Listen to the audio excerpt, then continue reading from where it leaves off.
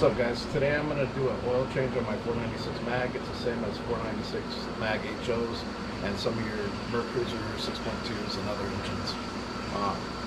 The oil that I use is Lucas 2540 4-stroke marine oil.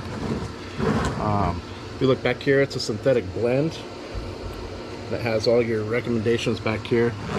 It's safe for 502 engines with catalysts and the 2009 and newer engines.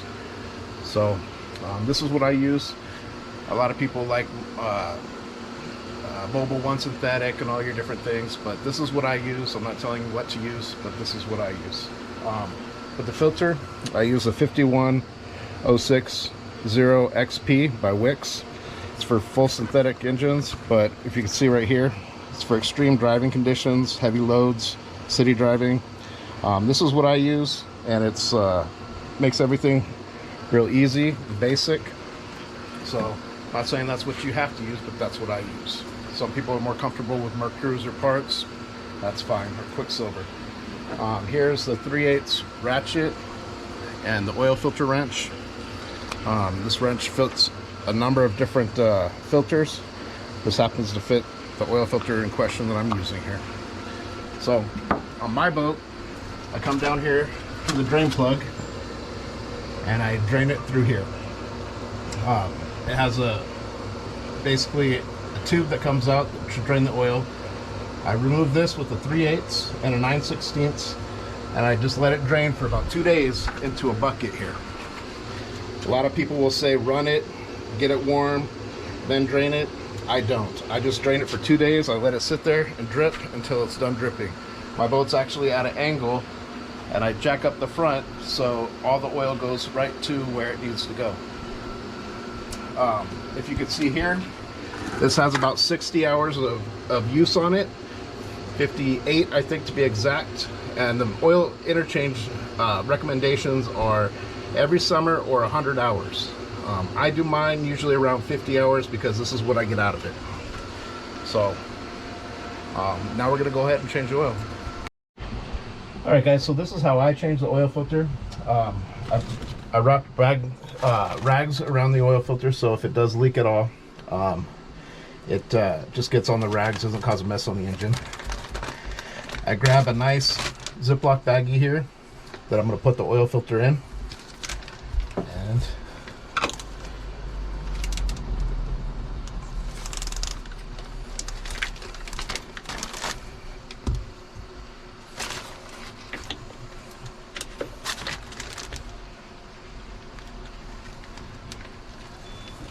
loosen the oil filter.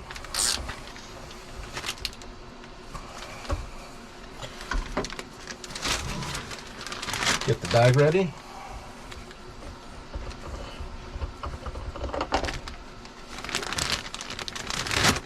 Drop oil filter inside the bag. Gonna have a little bit of oil here. I just gently apply my rags there so it doesn't spill out. Get my new oil filter, take a little bit of oil, put it on the rubber gasket, that way it doesn't lock on solidly. Spin it back on, remove the rags. Put the rags that I have inside with the oil filter, the used oil filter. Get it tight, plus about a quarter of a turn, and that's that. Alright guys, and then final step, this takes 10 quarts of oil. It's 9 in the crankcase, which is the oil pan, and 1 in the filter. Fill it up with your oil. Double check with your dipstick, and that's it.